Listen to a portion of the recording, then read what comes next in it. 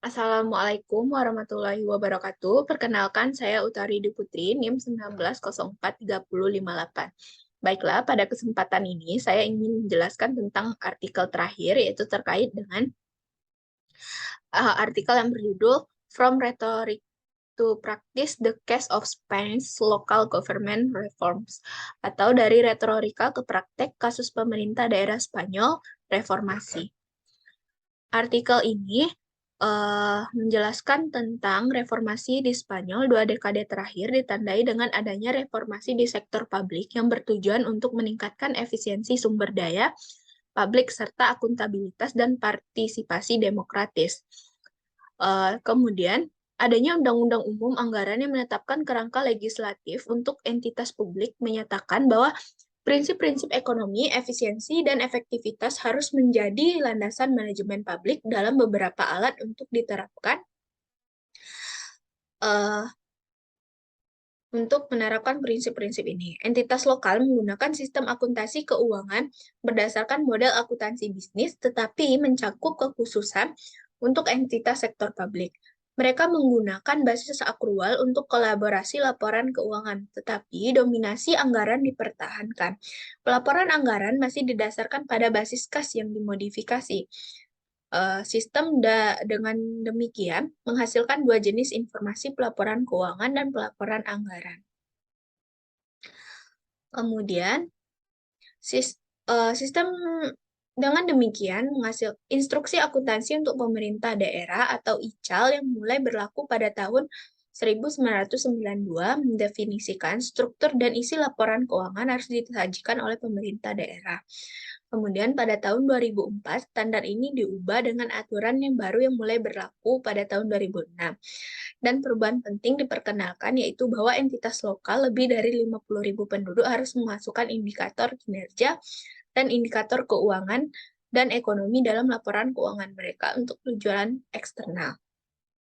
Sampai saat ini, Undang-Undang Keuangan Kota tahun 1988 mewajibkan Kota Madya lebih dari 50.000 penduduk untuk menyiapkan laporan tentang biaya kinerja dan pelayanan publik. Dan laporan lain tentang sejauh mana tujuan yang direncanakan telah dipenuhi dengan indikasi anggaran atau biaya aktual. Dengan ICAL tersebut, indikator keuangan yang akan dimasukkan adalah likuiditas, likuiditas langsung, dan utang per penduduk. Ada daftar panjang indikator anggaran yang harus dimasukkan seperti pelaksanaan belanja, indeks pembayaran, total belanja per penduduk, dan belanja modal. Kemudian, tidak ada persyaratan wajib untuk menetapkan sistem akuntansi biaya yang merupakan dasar pengukuran kinerja karena memungkinkan perhitungan biaya kegiatan yang berbeda. Pertanyaan riset yang terdapat dalam penelitian ini yaitu teknik manajemen apa yang digunakan di pemerintah daerah Spanyol. Pernyataan ini sebelumnya telah ditangani oleh Monteisto dan Brusca, tapi penelitian ini mengetahui apakah ada peningkatan. Kemudian, apakah entitas lokal Spanyol benar-benar memenuhi kewajiban mereka untuk memasukkan indikator kinerja dalam laporan keuangan mereka? Jika tidak, mengapa tidak? Kemudian, sejauh mana entitas yang menguraikan indikator kinerja menganggapnya berguna dan untuk apa digunakan? Apa mereka benar-benar memperbaiki manajemen pemerintah daerah? Riset ini dilakukan karena manajemen pemerintah daerah dalam 2 dekade terakhir telah ditandai dengan penerapan reformasi utama meningkatkan efisiensi dan efektivitas pemberian layanan publik, terutama untuk memberikan layanan kepada warga negara untuk meningkatkan transparansi dan akuntabilitas pemerintah. Perubahan manajemen ini dapat dilihat sebagai cara meningkatkan praktik demokrasi di pemerintah daerah. Di Spanyol, badan institusional mencoba memandu dan mempromosikan sistem manajemen kinerja. Misalnya, sejak tahun 2006, entitas lokal lebih besar harus memasukkan indikator kinerja dalam laporan keuangan mereka. Alasan dilakukannya penelitian ini yaitu adalah untuk mempelajari keadaan seni yang sebenarnya di pemerintah daerah Spanyol dan apakah perubahan tersebut telah meningkatkan manajemen dan akuntabilitas sektor publik. Secara khusus, peneliti menganalisis apakah reformasi hukum yang telah dilakukan benar-benar telah dilakukan dalam praktik dan apa keuntungan dan kegunaan reformasi dalam proses pengambilan keputusan akuntabilitas tersebut. Kemudian Kemudian, tidak ada persyaratan wajib untuk menetapkan sistem akuntansi biaya pada pemerintahan tersebut yang merupakan dasar pengukuran kinerja karena memungkinkan perhitungan biaya kegiatan yang berbeda. Jika suatu entitas belum menerapkan sistem pengukuran apapun, sulit bagi manajer untuk menentukan indikator kinerja. Tujuan dari riset ini adalah untuk mempelajari keadaan seni yang sebenarnya di pemerintah daerah Spanyol. Apakah perubahan tersebut telah meningkatkan manajemen dan akuntabilitas sektor publik secara khusus? Kemudian untuk menganalisis apakah reformasi hukum yang telah dilakukan benar-benar telah dilaksanakan dalam praktik dan apa keuntungan dan kegunaan reformasi dalam proses pengambilan keputusan dan akuntabilitas tersebut. Tujuannya adalah menganalisis apa yang ada di balik retorika wacana reformasi tersebut. Kemudian, kelebihan riset ini yaitu secara khusus peneliti ini ingin menganalisis apakah reformasi hukum yang telah dilakukan benar-benar telah dilaksanakan dalam praktik, dan apa keuntungan dan kegunaan reformasi dalam proses pengambilan keputusan dan akuntabilitas. Tujuannya adalah untuk menganalisis apa yang ada di balik retorika wacana reformasi ini. Teori yang digunakan dalam artikel ini yaitu teori ambiguitas yang menyatakan bahwa pengambilan keputusan dan pengukuran kinerja tidak sepenuhnya rasional. Ada keterbatasan konflik kepentingan, ketidakpastian, kemudian paradoks dan ambivalensi yang membuat pengukuran kinerja menjadi pekerjaan yang rumit.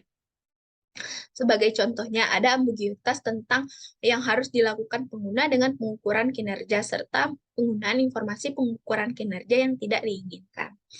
Penulis menunjukkan bahwa satu alasan untuk inovasi retoris yaitu bahasa baru dan konsep baru didasarkan asumsi bahwa perbaikan akan mengikuti ini dapat ditemukan dalam teori administrasi publik tradisional, misalkan pembuatan kebijakan dan dari implementasinya. Kemudian, kategori atau jenis riset. Riset ini digunakan dalam artikel yaitu riset kuantitatif, di mana riset ini penelitian mengumpulkan data melalui kuesioner yang dikirim ke pemerintah daerah Spanyol lebih dari 50.000 jiwa. Data yang digunakan dalam penelitian ini diperoleh dari kuesioner yang dikirimkan kepada Direktur Keuangan Pemerintah Daerah dan meminta mereka memberikan kuesioner kepada manajer umum pemerintah daerah, manajer mutu, atau pejabat lain. Jika perlu, sebanyak 130 kuesioner ke entitas lokal dengan lebih dari 50.000 penduduk dan 48 balasan yang diterima. Tingkat respon yaitu 36,93%. Metodologi pengambilan data penelitian ini mengirimkan kuesioner kepada Direktur Keuangan Pemerintah Daerah dan meminta mereka untuk memberikan kuesioner kepada manajer umum pemerintah daerah, manajer mutu, dan pejabat lain. Kemudian kuesioner tersebut dikirimkan sebanyak 130 ke entitas lokal dari jumlah penduduk 50.000 dan mendapat balasan sebesar 48 yang diterima. Temuan dari artikel ini menunjukkan bahwa sebagian besar entitas telah memperkenalkan indikator kinerja tidak menggunakannya untuk mengambil keputusan atau akuntabilitas. Setelah dekade reformasi, sistem keuangan dan manajemen direktur keuangan masih menganggap bahwa pelaporan anggaran adalah hal yang paling berguna. Pada dasarnya, karena pengendalian pengeluaran masih didasarkan pada anggaran. Temuan dilaporkan dengan mengacu pada jawaban yang diterima menunjukkan bahwa teknik ini tidak digeneralisasikan di antara Dewan Spanyol. Penggunaan alat manajemen keuangan kinerja dalam banyak kasus di bawah 20%. Hanya 4 dewan semuanya dengan kurang dari 100.000 penduduk memiliki sistem akuntansi biaya yang dapat dianggap penting untuk menerapkan sistem manajemen yang lebih canggih. Faktanya, hanya 4 dewan yang menggunakan akuntansi biaya menganggap bahwa hal itu mungkin manajemen dan direktur keuangan untuk memenuhi biaya layanan. Untuk menetapkan sumber daya anggaran layanan menggunakan informasi biaya, menetapkan target setiap layanan, dan memperbaiki pajak. Hanya entitas yang menggunakan balance scorecard, sebuah teknik yang digunakan sektor bisnis sekarang muncul di pemerintah daerah sebagai pendekatan inovatif pengukuran kinerja. Kemudian, Dalam penelitian ini ditemukan faktor-faktor yang dapat membantu dalam penerapan alat manajemen kinerja. Koefisien korelasi Pearson menunjukkan bahwa tidak ada hubungan antara ukuran dan pengenalan sistem pengukuran kinerja. Keberadaan manajer profesional hanya mempengaruhi pengenalan balance scorecard, karena kedua entitas yang telah menerapkan memiliki manajer profesional yang sebenarnya bekerja di bidang bisnis. Implikasi riset ini adalah untuk membantu pengenalan sistem pengukuran kinerja dan pelaporan kinerja yang sesungguhnya dalam situasi politik dan sosial, di mana ada tuntutan yang meningkat untuk transparansi yang lebih besar dalam manajemen publik dan kontrol yang lebih besar atas pengeluaran publik tingkat tinggi. Berdasarkan hasil dan tujuan, implikasi terhadap manajemen tidak dianggap menguntungkan oleh manajer publik. Dan ada kekurangan sumber daya dalam administrasi, terutama kekurangnya sistem akuntansi biaya yang memadai. Baiklah, hanya itu yang dapat saya sampaikan. Salah dan janggalnya saya mohon maaf. Saya sudahi dengan wabillahi taufik wal hidayah. Wassalamualaikum warahmatullahi wabarakatuh.